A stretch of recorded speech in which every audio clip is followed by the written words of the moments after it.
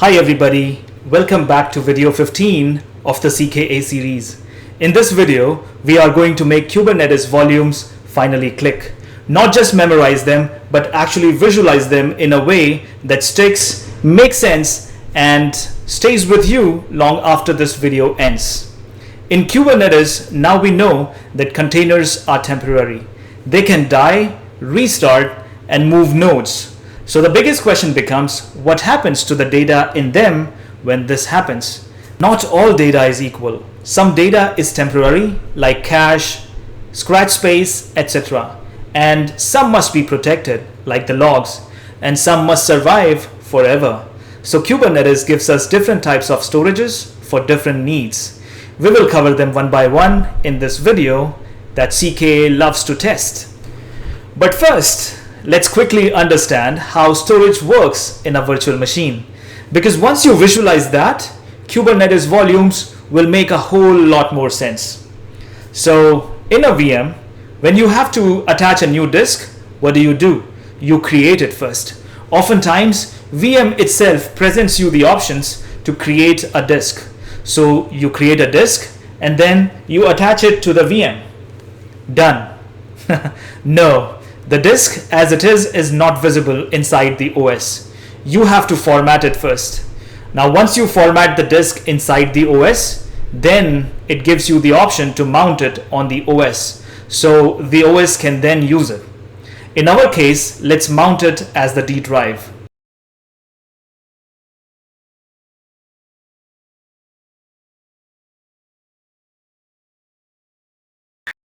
So storage always follows this pattern: create, attach, mount, and use.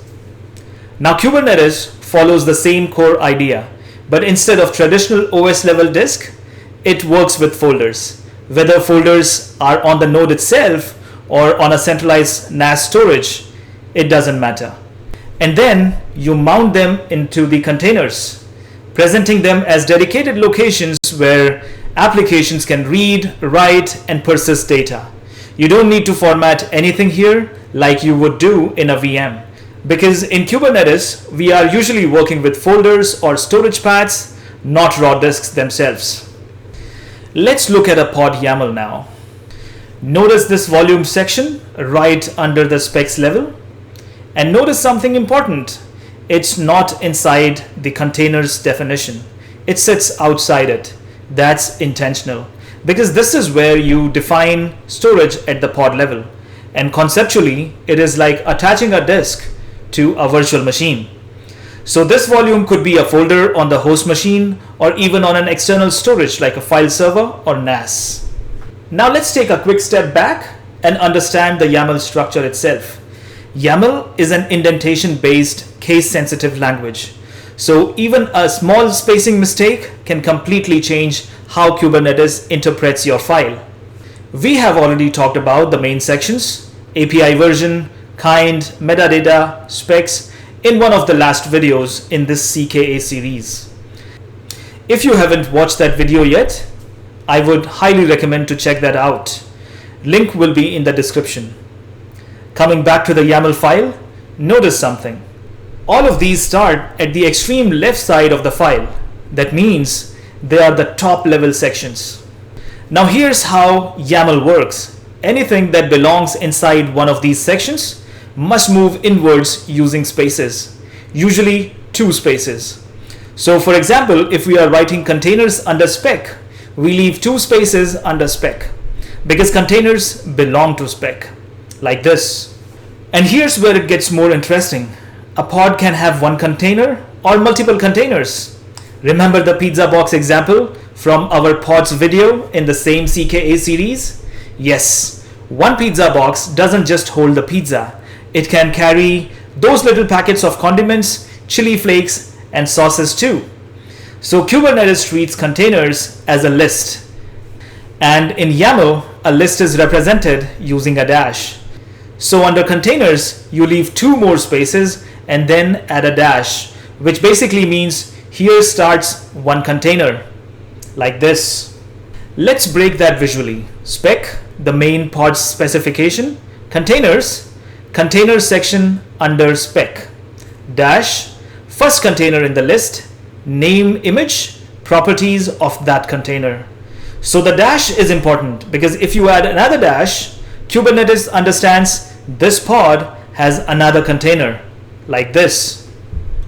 Now the exact same YAML logic applies to volumes too, because a pod can also have multiple volumes, just like a VM can have multiple disks attached to it. Anything directly under specs represent a major pod level component. Containers, volumes, restart policy. And anything under those sections must be indented further to show ownership. YAML is not about decoration, it's about hierarchy. Every two spaces tell Kubernetes this belongs under this. So if your spacing is wrong, you may accidentally put something in the wrong parent, and Kubernetes may either reject your file or worse, interpret it differently than you intended. And now, bringing it back to volumes, you define volumes directly under spec. And because a pod can also have multiple volumes, that's why volumes use the dash 2. Now here's a very important detail. Look at the name under the volume, app storage. That name is crucial because this is the identity of the volume inside the pod. Think of it like the new disk name we created for a VM, Win Disk 1. You first attach the storage to the pod, then give it a recognizable name so the system knows how to reference it. And at the pod level, you define volume name, storage type like host path, empty dir, PVC, etc. We will cover this later in this same video. And the actual storage location. In this case, the real node location of the folder is /data/app. So physically, the real folder exists on the node at /data/app. But containers don't directly care about the node paths. They care about the name of the volume and where that volume appears inside them. And that's where the volume mounts come in.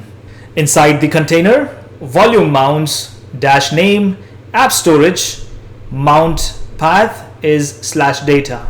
This means take the pod level volume named app storage and mount it inside this container at /data. Let's take a look.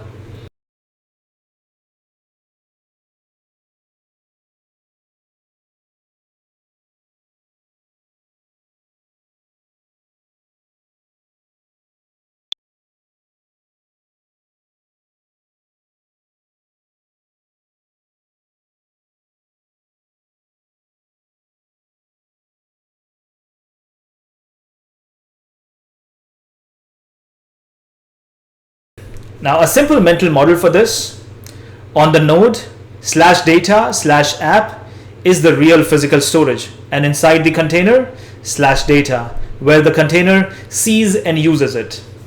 So the container does not need to know the real node path, it just works with /data, while Kubernetes handles the mapping behind the scenes.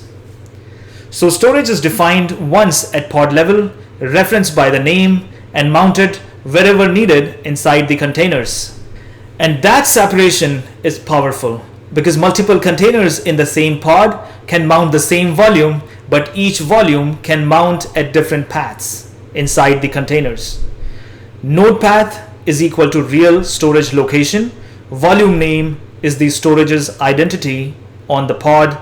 Mount path is where container accesses it. Once this clicks, Kubernetes volumes stop feeling confusing. We have already seen in the previous videos how config maps and secrets can be passed into a container as files. And I'm sure that part will now make a lot more sense than it did earlier. If you haven't watched those videos yet, I would strongly recommend checking them out first. It will really complete the picture. Volumes can be of many types depending on their purpose. Now, instead of just listing volume types, let's understand them based on why they exist. Because every volume in Kubernetes solves a real storage problem. Alright, and this is where we are going to pause for today. Because before we start throwing different Kubernetes volumes at you, like host path, empty dir, persistent volumes, and persistent volume claims, I want to make sure that the actual foundation is solid first. Because if this core concept doesn't click, every volume type later just feels like a random YAML. But now you understand the real logic. Today, you learned why Kubernetes even needs these volumes, how storage in Kubernetes follows the same create, attach, mount, and use logic, why Kubernetes works with folders and paths instead of raw disks, and how YAML hierarchy actually works, why indentation and dashes matter, how volumes are defined at the pod level, and how volume mounts connect the storage to the containers. So now, when you look at a pod YAML, you are not just seeing a code, you are actually seeing the architecture.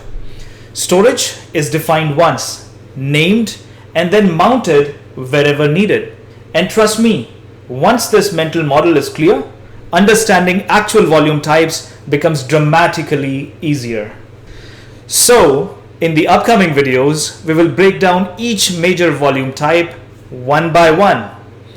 Like host path, when pods needs access to the node level storage, MTDIR, temporary storage that lives and dies with the pod, permanent persistent volume storage that outlives the pod, persistent volume claims, how pod requests bind to the storage. And because this is CKA, we are not just learning what they are, we are learning why they exist, why to use them, and how Kubernetes behaves when they go wrong. So if Kubernetes volumes already feel less intimidating, this means that you are doing this right.